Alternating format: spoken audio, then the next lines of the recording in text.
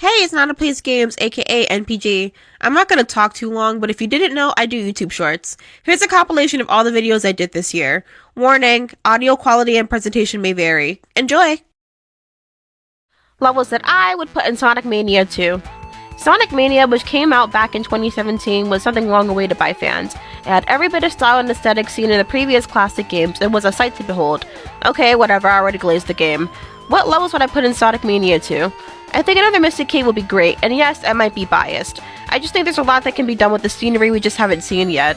Horse Quadrant could also be a good addition to the mix. The music is lovely, so hearing some renditions would be great. Finally, and this one might be controversial, but Sandopolis could be a good level to bring back. I've bashed on it before, but I love the environment, the music, and honestly some of the gimmicks like the ghosts are creative and could be better utilized in different hands. What do you think? Let me know, because these are... This is why Sonic 2 will forever be my favorite Sonic game. Sonic 2 is a game loved by many Sonic fans, me included. It was one of the first games I remember playing, as I was only 5 years old when I did. So it might sound like I have a bias, and I do, considering I have the game on the Sega Genesis, iOS, DS, 3DS, PS2, GameCube, you get it. But even so, I promise I can explain. There's just something about the aesthetic of Sonic 2 that other games in the franchise couldn't quite capture. The game doesn't overstay its welcome like in Sonic 3, but also has more levels than Sonic 1 without too much repetition. The levels may not have a transition between them, yet I love how different each level is from the last. There's something so magical about Sonic 2 that I haven't been able to describe for the last 15 years, and even now, I still can't. What do you think? Let me know. I'm Cat Lover, peace out. Why Metroid Fusion is essential. Metroid Fusion, one of the two Metroid titles that released in 2002, pushed some buttons when it first came out. With Metroid games priding themselves on being non-linear, Fusion was a step in an entirely different direction. Many fans regard it as a disappointment due to this, but I think it was essential. For example, when I played the original Metroid on NES, I felt almost immediately overwhelmed and turned the game off a few minutes later. When I first played Fusion, I was instantly immersed in the game, and though it's difficult, its linearity welcomed me in and motivated me to step outside of my comfort zone so that I can enjoy the other Metroid games. Making changes doesn't automatically make a game bad, and the differences could be a nice change of pace. Just goes to show that Metroid is great whether it's linear or not. What do you think? Let me know. I'm Cat Lover, peace out. What makes Sonic 3 and Knuckles so important? Sonic 3 and Sonic and Knuckles were released half a year from each other in the year 1994. Separately, they're good standalone titles. Together, they're amazing. These two games really push the Sega Genesis to the limit, utilizing the now lacking variety of colors and soundtrack to make it look and sound beautiful. The game stuck to the same 2D formula without making the game feel too samey or unoriginal. Sonic 3 and Knuckles isn't just a game, but can work as a profit. It gives me and other Sonic fans hope that Sega can make a return to form and make Sonic a true gaming giant again. What do you think? Let me know. I'm Cat Lover, peace out. I feel so bad for Deep Cut. Imagine getting sidelined in your own game story mode, not getting any important scenes outside of boss fights, and also not getting a DLC. I know Splatoon 2 already established that the main story belonged to Squid Sisters and the DLC belonged to Off the Hook, but while I love both idol groups to death, Deep Cut was set up for absolute failure from the beginning. Pair that with the fest where they go against two very beloved idol groups that got their proper development, and it's no surprise they got no points in the Grand Fest. I have never seen anything like it. Just completely forgotten about and pushed to the side in their own game. They make some banging ass music though. What do you think? Let me know. I'm Cat Lover, peace out. This is my favorite obscure SEGA game. Space Channel 5 is a very unique rhythm game that takes place 400 years into the future. The game is funky, takes place in space, and you get to play as a fashionable space reporter. People are being brainwashed to dance, and it's your job to help them out in front of an audience watching the broadcast at home. All you gotta do is repeat moves back at an enemy in the right rhythm, pressing the right buttons, increase your watch percentage, and you're golden. Warning, the game is harder than it looks though. Space Channel 5 doesn't reward sloppiness, and the first game gives you very little room for error. For each quote-unquote set you repeat back, each move needs to be done in the same exact manner with perfect timing. Other than that, the game is colorful, extremely stylistic, and really fun, even if rhythm games aren't your thing. What do you think? Let me know. See you later.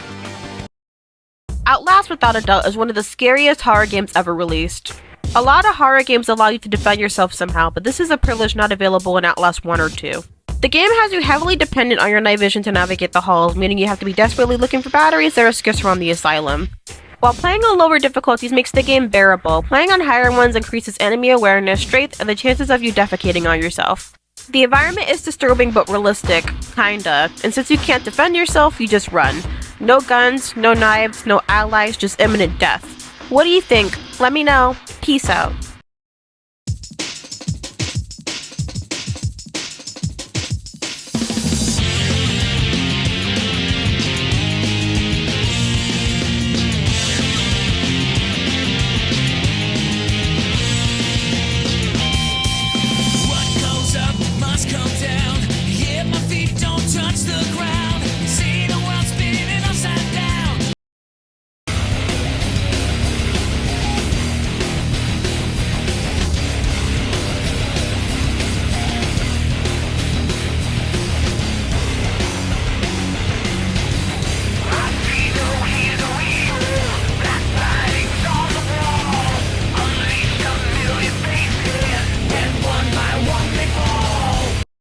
Shadow Generations is what we've been waiting for.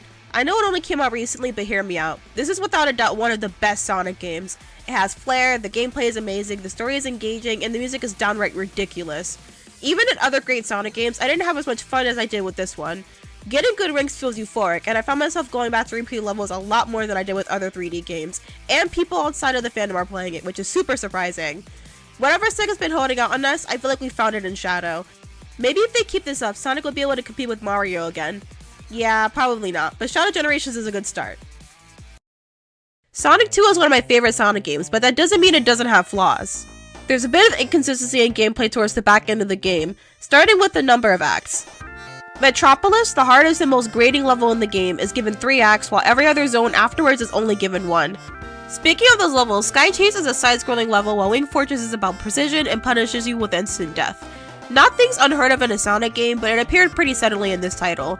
I also want to point out that the 2 Death Egg bosses are unlike anything you've seen up until this point, which you know, duh. They're the final bosses, but I couldn't have been the only one thinking the difficulty spike was insane. Even replaying it now, it has me sweating. Even so, I still love Sonic 2.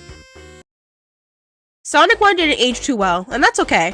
A lot of people like to sugarcoat the goodness of a game because they love it so much, and I used to do that with Sonic 1, until I realized that I didn't replay it nearly as much as Sonic 2 or 3. Sonic 1 came in strong with Green Hill Zone and smacked right into a brick wall with every level afterwards. Some levels were slow, others had awkward level design, and others gave me nightmares. But I understand it's a product of its time, and the very first game in the lineup, so of course it's going to be tough around the edges. Even with some ideas clumsily added in here or there, Sonic 1 is still a good game anyway, and the introduction is something very special. Sonic & Knuckles may be in my top 3, but it's still got some flaws. Like in Sonic 2, there's a bit of an issue in regards to inconsistency, though it's a bit different this time. Sonic 3 offers a lot of gimmicks to make the game feel more unique, but some are really out there, and not in a good way if you know what I mean. You often have to pause to figure out these gimmicks, and it can get frustrating since they're sometimes necessary to complete a level. Also, maybe it's just me, but I found myself getting burnt out of the game once I hit Flying Battery. Though it picks back up in Death Egg, the latter half of the game's levels lack the charm the first half did, though this might be subjective. The game is still amazing and paved the way, so these are just things to consider. Unpopular Sonic Opinions Part 1. This is going to be more of an unpopular fandom opinion, but honestly, I gotta say it. I really like the characterization of Amy in modern games in IDW. A lot of people miss her spunk and more energetic attitude, and I gotta admit it'd be nice to see more versions of her like in the Murder of Sonic the Hedgehog. But I remember how people used to treat Amy. They hated her. They hated the way she latched onto Sonic, the way she complained, and how brash and sometimes unreasonable she was, but now they want it back? Now she's too cool around Sonic? Story-wise, it makes sense for her to grow used to Sonic, even if she still has a crush on him, because they've been great friends for years. And I don't see anything wrong with her mellowing out. She still has a massive crush on him, so I don't see a problem. The fandom is, well, they honestly don't know what they want, per usual. Unpopular Sonic Opinions Part 2. This should ruffle some feathers. I don't like Sonic CD too much. I don't hate it, of course, but it's the most indifferent I felt towards a Sonic game. The game is creative, it controls as expected, and the visuals are beautiful, so I'll give it that, but that's it. It doesn't do too much for me, and I find myself replaying it way less than the other classic games. The level design is awkward as hell, the past, present, and future gimmick is interesting enough but can be annoying, and the game just feels dull a lot of the time. I wouldn't ever call it bad, since it's far from being so, but I can't call it my fave either. Sorry. More levels that I would put in Sonic Mania 2 is still not gonna happen. These technically aren't levels from the classic games, but hear me out. Egg Rocket from Sonic Advance 1 is an amazingly frustrating level, and I love to see how they improve or double down on it in Mania 2. Probably a masochist, but I also really love the visuals, and it'd be great to see them again. Next up is Labyrinth Zone, but the Game Gear version. This level is paced a lot better than the original game, and the track used here is a certified banger. Could be good to see Elaborate Zone get a redemption. Another good candidate would be Haunted Ship from Sonic Rush Adventure. The level not only gives us spooky ghost vibes, but its overall design is very fun and meant to be blasted through. Maybe it wouldn't be too practical for classic Sonic's more simplistic style, but I'd definitely love to see it again. And who knows, maybe we get to see the cute ghost from Sandopolis again. Last but not least, and this is completely out there, but Toxic Caves from Sonic Spinball has an aesthetic I'd love to see brought back to 2D Sonic. I can only imagine the kind of level we'd get from its initial design and concept. Each of these levels may be out there, just like the idea of us ever getting a Mania 2, but I had to spice things up a little bit this time around. Metroid Zero Mission is a fantastic remake. Most remakes of games are dull and uninspired, but Zero Mission improves on the original that came out on the NES in basically every way. Movement is better, the sprite art is cooked to perfection, and the added changes really helps the game gain its own identity. Though Zero Mission was one of the 2 Metroid games released on the Game Boy Advance, and it was a remake, it felt like something completely new, a breath of fresh air if you will. Gotta say though, it's a hell of a lot easier than the original, I'll tell you that. Not only is it good for newcomers, but for people who are already fans of the game. It also paved the way for Samus Returns to get a remake 13 years later, so I consider it to be a success. New Super Mario Bros. For the DS is a game that's very special to me. It's the start of something new, literally, and I'm sure it was as much fun for me as it was for other people.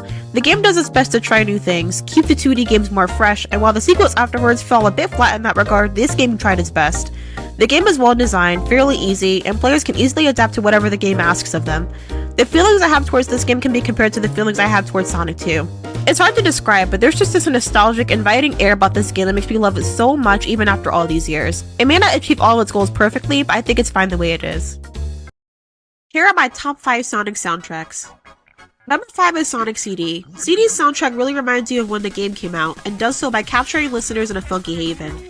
Each track from Zone to Zone, as well as the past, present, and future tracks, all have their own theme and are as catchy as they are unique. More tracks to listen to the better in my opinion. One of my fave soundtracks for sure. Number 4 is going to Sonic Unleashed. Its tracks are super atmospheric and really help capture the tone of each and every location you'll travel to. What's going to be a recurring theme with me is I love games that have multiple tracks for the same zone, even if the only thing that changes is the time of day. And to be honest, with how long you'll spend on the Werehog stages, you're going to need some jazzy bangers to keep you sane. The composers ought to be proud of this one. Number 3 is Sonic Generations. The only reason why it's this low is because most of the tracks are renditions or remixes, but they're still bangers anyway. How you manage to make a track from another game sound like it belongs to yours is insane work. Each track is made more epic or better to listen to, with how good the tracks already are gives this game's soundtrack a solid place on this list. Number 2, and it might upset some people that it's not number 1, but it's gotta go to Sonic Rush. Rush uses samples unapologetically, and they manage to become their own thing once woven into songs. Again, I really like that the songs slightly change and become something different when you change the character you play as. The vibes this soundtrack gives to the game are unmatched, and I can't imagine playing Rush without hearing What You Need or Wrapped in Black. The soundtrack is my personal fave, but number 1 is gonna have to go to Sonic Adventure 2. I really love that there's something for everyone in this game. Whether you're a fan of jazz, hip-hop, industrial, rock, or none of the above, you're sure to have the best time listening to the soundtrack. There's just something so special about the tracks, whether it's nostalgia or me being a giant nerd, I'll never have any idea. Personal note, Shadows, Rouges, and Knuckles' songs were always my fave. Unpopular Sonic Opinions Part 3. Sonic Rush wasn't the best. Hear me out, put the pitchforks down. I absolutely adore Sonic Rush. It's still one of my favorite Sonic games ever. It has amazing presentation, it's both fun and innovative, and the music is out of this world, but that doesn't mean it's perfect. Replaying it again for the first time in years, I was expecting to be as blown away by it as I was when I was 7, but I wasn't. The level design is lacking, so a lot of the time you'd fall into a pit or be killed by something without warning instantly, and most of the bosses are not the best, to put it lightly. They're not hard by any means, but I'm not the biggest fan of waiting games and being forced to go at a specific pace, not in a Sonic game. I was actually pretty frustrated with the game since I hadn't played it in years and wasn't a pro anymore. Then I did a pros and cons list for Rush a little bit ago, and I found that I actually had more grievances with the game than I thought. Sonic Rush will always have a place in my heart, but I can admit when something I love has flaws. Sonic Unleashed didn't deserve all the hate it got. Okay, maybe some of it, but not all of it. I promise I'm not trying to be like one of those fans who look at an objectively bad Sonic game and go, it's a good game and everyone is mean, like with 06 or Lost World. Unleashed isn't even grazing my top 5 and I have no preference for it.